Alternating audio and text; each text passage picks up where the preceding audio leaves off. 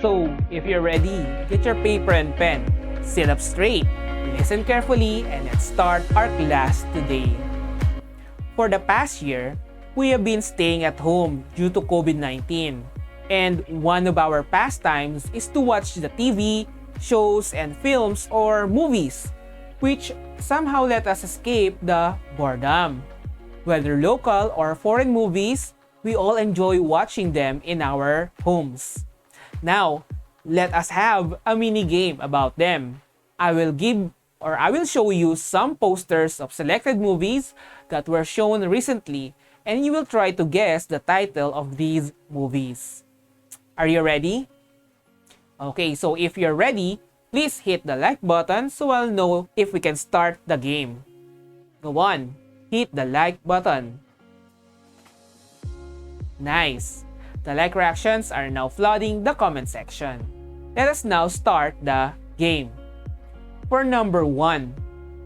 Okay, check this animated movie. Are you familiar with this? What do you think is the title of this movie?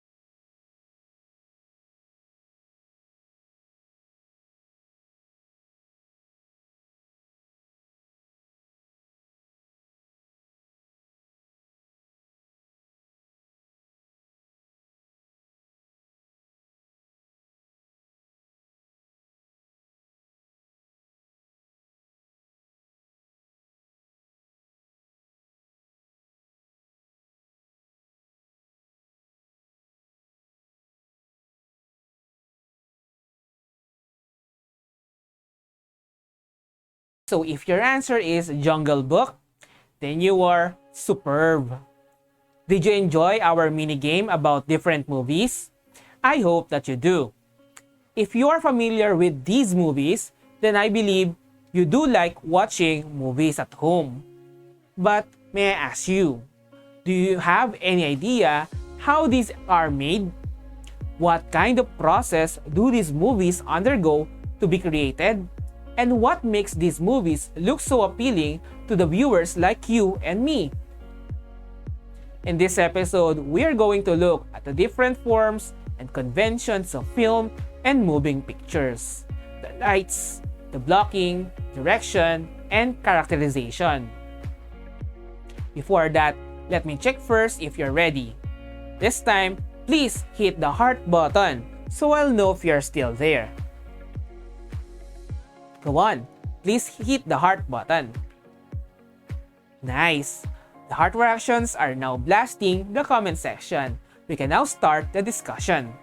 By the way, you may also take notes while listening. Let us start first with what film is. According to vocabulary.com, a film is a form of entertainment that enacts a story by sound and a sequence of images giving the illusion of continuous movement.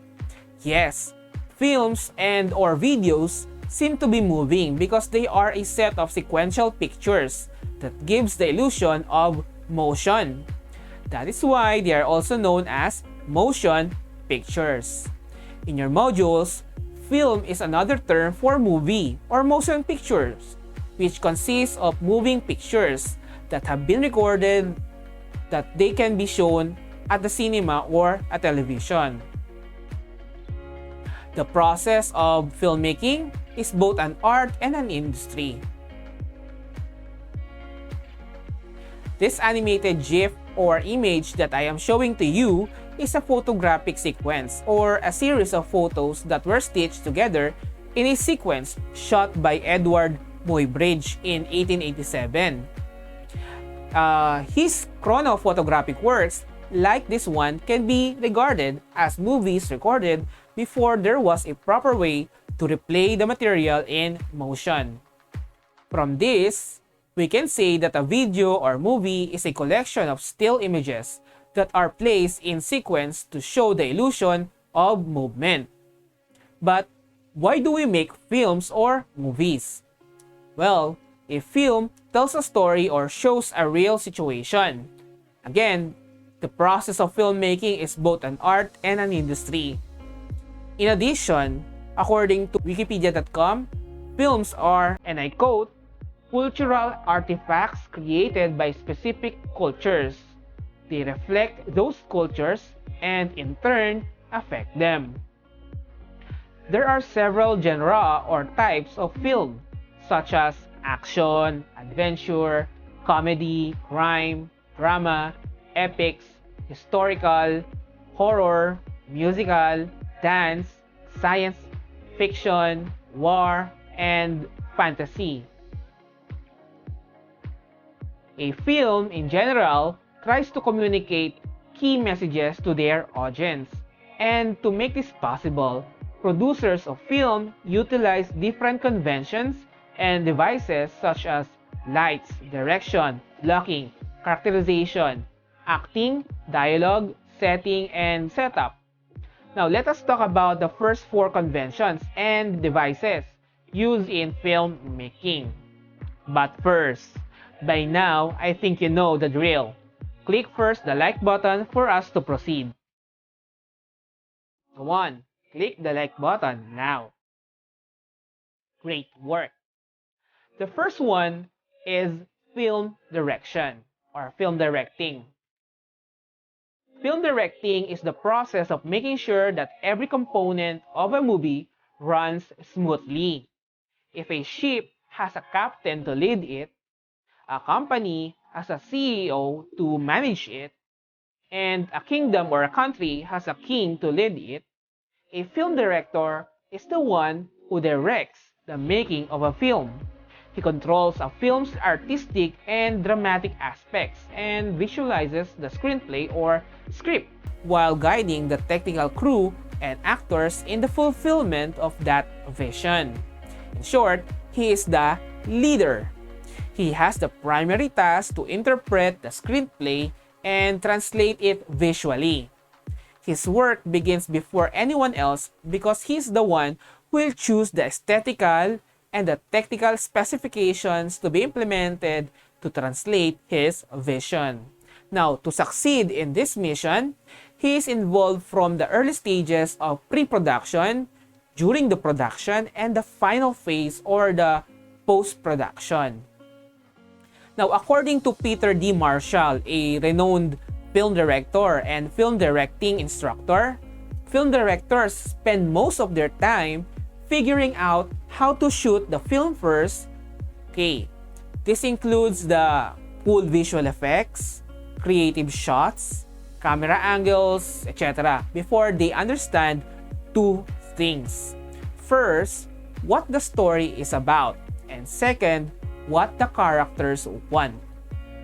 So, can anyone be a director? Can you be a director? Well, apparently, yes, but not everyone has the skill.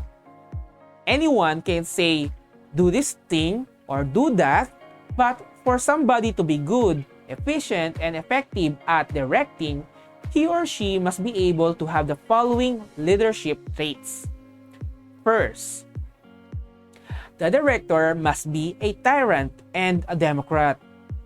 This means that he or she must be able to judge when to accept and when not to accept ideas from other people.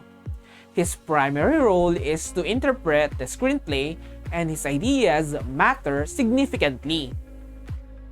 A dreamer and a realist. A director must be able to think of the best way to interpret and translate his ideas about the screenplay into reality. While directors have an arsenal of people and equipment, there are always some limitations. His judgment must balance what can be done and what can be achieved before their fast approaching deadline comes. A rebel and a loyalist. This is where he needs to break away from traditional ways of doing things to be able to innovate and come up with new or fresh ideas for the presentation of the screenplay. But sometimes, sticking with tradition is needed. He has to give orders and follow them. He has to demand and to obey. As a director, he must be on top of everything, but there are factors, people, and even laws that he cannot break. For example, even if he wants to have an explosion in an action movie, but the law on that particular country does not allow explosives, then he needs to abide and think of creative ways on how to come up with an explosive scene. He has to be the most snobbish and most sociable person on set. He is the manager, the judge, the president, a friend, and he is all of those and much more. This means that a director must understand how to balance. He needs to know when he needs to push his ideas and when to accept the ideas of other people. Now, during the production, a film director assumes many varied roles. Besides mastering the production process and the storytelling techniques, he has to be aware of cultural and political issues that surround his movie. He has to be sensible of the possible implications that any elements in his film may cause. The director must also know, for instance, what things, objects, and symbols represent to a certain group. For example, the color red, okay, means danger and emergency in America, while in China, it connotes courage, loyalty, honor, success, fortune, fertility, and happiness. The director and the story. There are many facets of a director's preparation on any film or TV show. But the first and most important part of his job is to understand every detail of the story. Where it takes place, who are the characters, and what happens to them. Performance. Now, one of the main responsibilities of a film director is to help actors achieve a realistic performance. And a good director does this by listening for the truth and asking the three things. Number 1, do I believe in them? Number 2, do the words make sense? Number 3, are the characters believable? The key to getting a realistic performance from an actor is by understanding the character's objectives, what the character wants to happen in a specific scene. Now, if you understand what film directing is, please type the word directing in the comment box.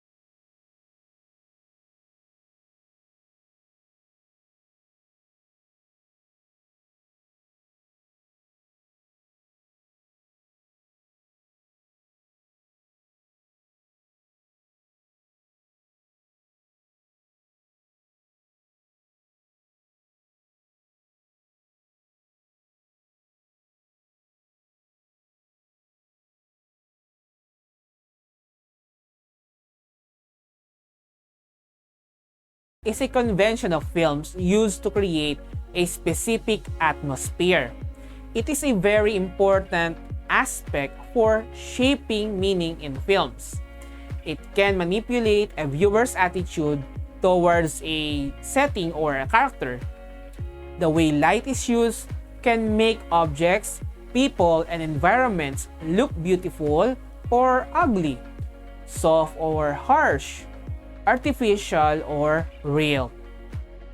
Light may be used expressively or realistically. Dark lighting can bring an ominous feeling, whereas bright lighting can bring a cheerful atmosphere.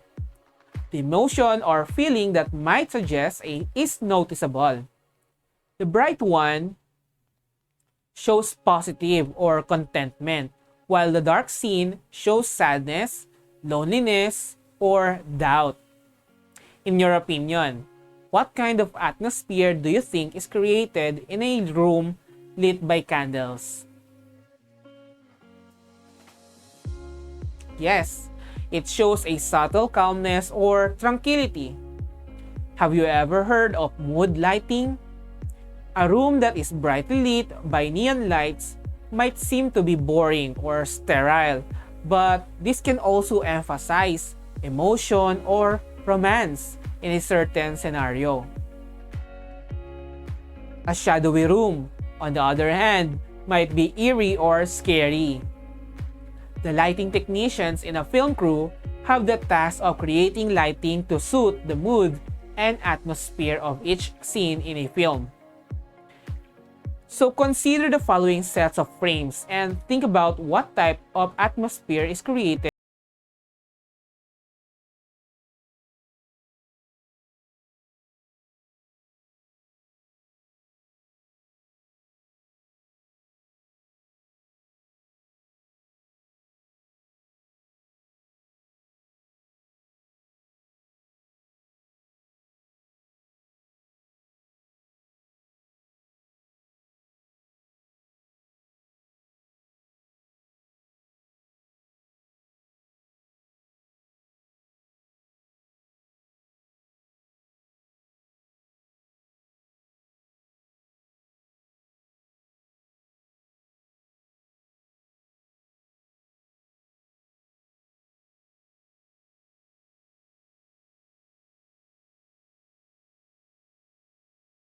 So the word lighting is raining down our comment box.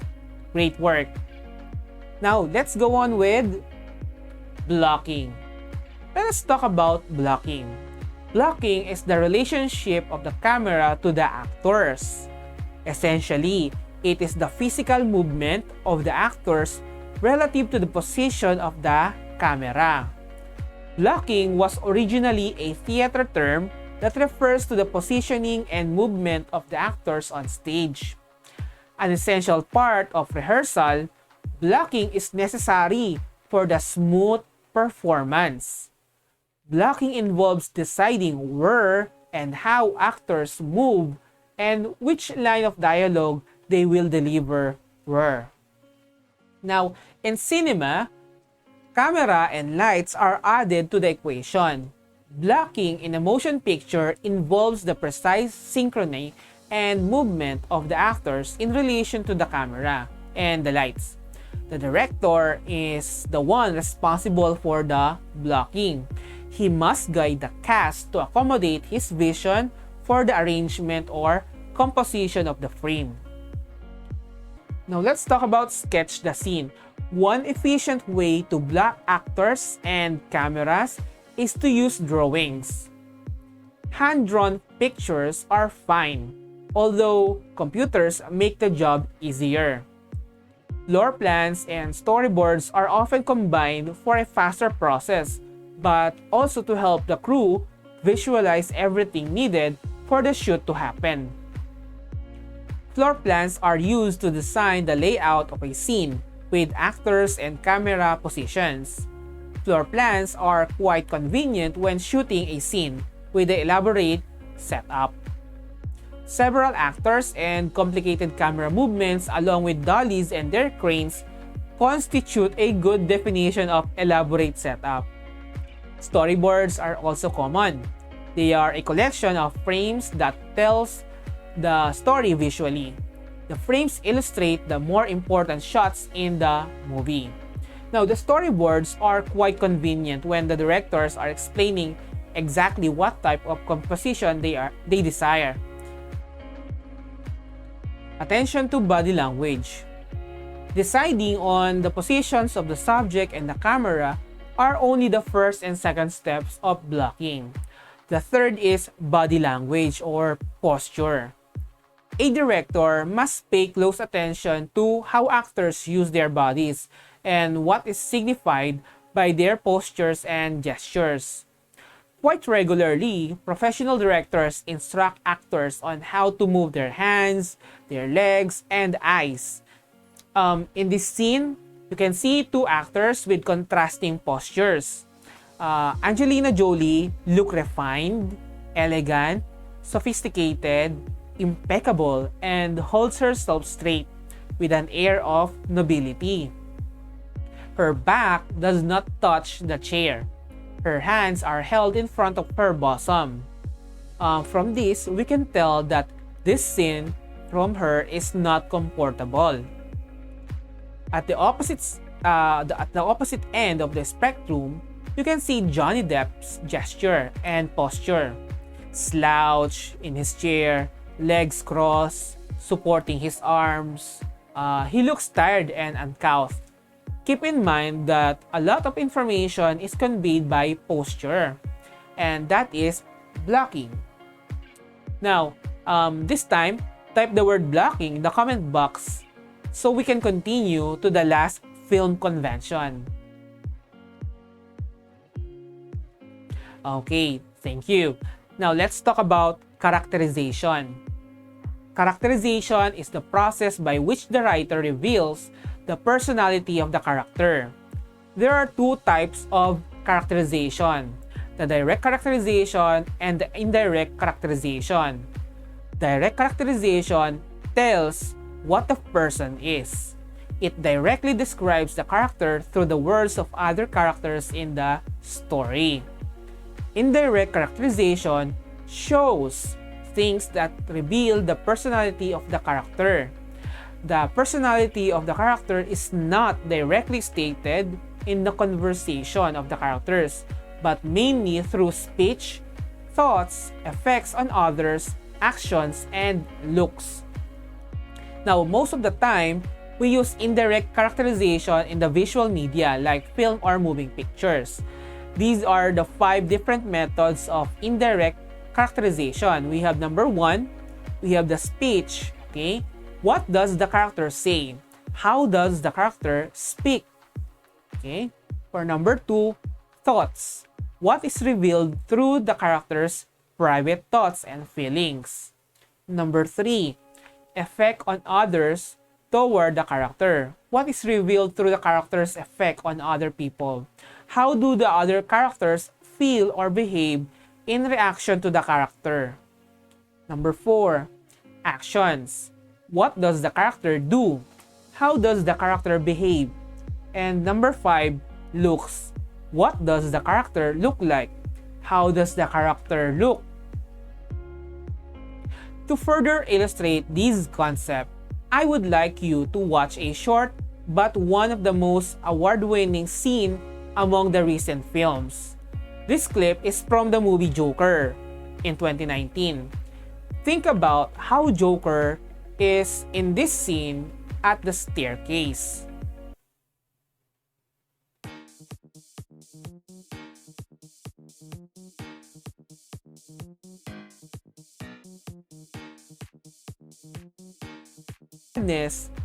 This is where it all started, the story of Joker.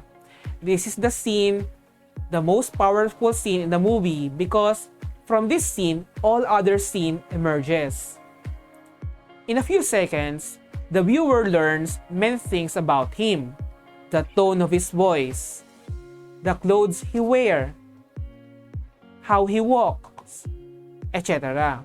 All these are important elements of characterization. Now, by the time the first big crisis occurs in the movie, we already have a good idea of how the character will react, what he might be capable of or incapable of, and what weaknesses he will have to overcome to succeed. So those are the 4 conventions of film and moving pictures. If you have reached this part of the lesson, please press the heart button to tell us that you are still there. Thank you. Now, let us answer the following questions and see if you have understood our lesson for today. For your directions, choose the letter of the correct answer. Type your answers in the comment box. Number 1. It is a film convention that creates a specific atmosphere in a scenario. Is it letter A, film direction, letter B, lighting, letter C, characterization, or letter D, blocking?